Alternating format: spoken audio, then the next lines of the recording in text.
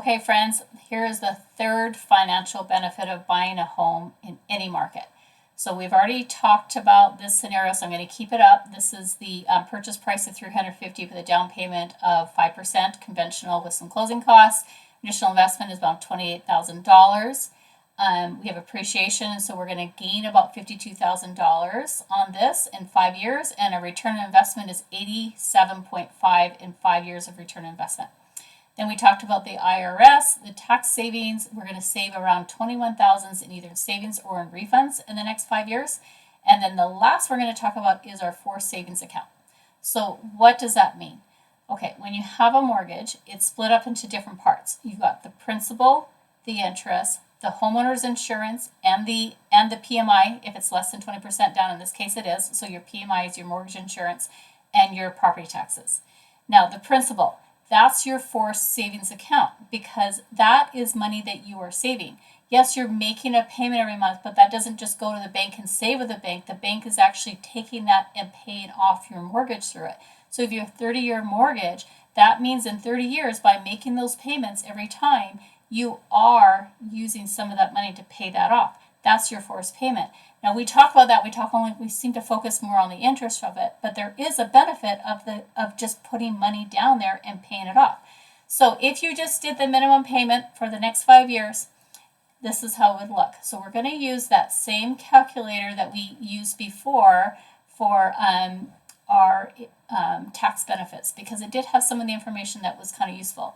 So we originally financed it. This is our finance amount, $332,500, and our payment would be this $2,615. So how does that get split up? So I said we should put on that schedule. So we did. And so if you scroll down, it splits it up for us so we can see it month by month. What does our payment look like? So the first month, $1,800 goes towards the interest. So luckily we get to write some of that off, which is nice. But the principal amount, this $300, this is going back to you, basically. It's going to sit there and pay that off. And if you sold your home or refinance, you want to pull out some of that equity, you're pulling off some of the money you actually saved yourself. So that's what that part is. So as you see, the balance is going to decrease over time based on the principal amount. And it just keeps on decreasing as we go through. So if we want to scroll down here and see what happens in 5 years, we can see that now, after 5 years, 60 months of payments, our balance is now at $311,256. So we have essentially saved by month after month making our mortgage payment.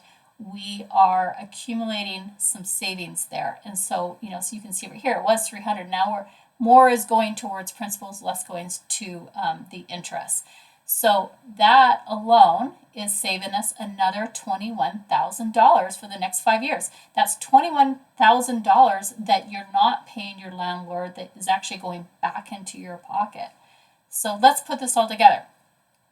Okay, so if you buy a house, and we're talking 6.5%, which is a really high interest rate, I know, compared to what it was before. But even in this market, let's look at what happens if we buy a house now. Your appreciation, you have $52,000 more. You've paid down your principal, so that forced savings with another $21,000. And then the IRS savings or refund or whatever that is another $21,000. So your total for this house in this scenario would be about $94,000.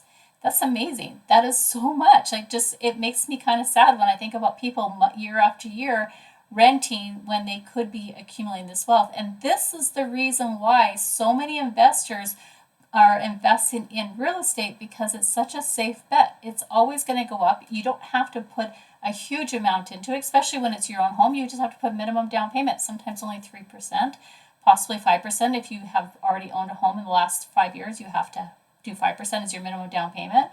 You have some closing costs, yes, but you are accumulating that wealth as you own that home, and that's what builds over time. So if you have any questions about this, if you want to run through your own scenario with this, I have all these tools here. I'm happy to walk you through something that doesn't quite make sense yet. I know it's a lot of numbers. I love numbers. I love teaching them. So please reach out and we will talk to you soon.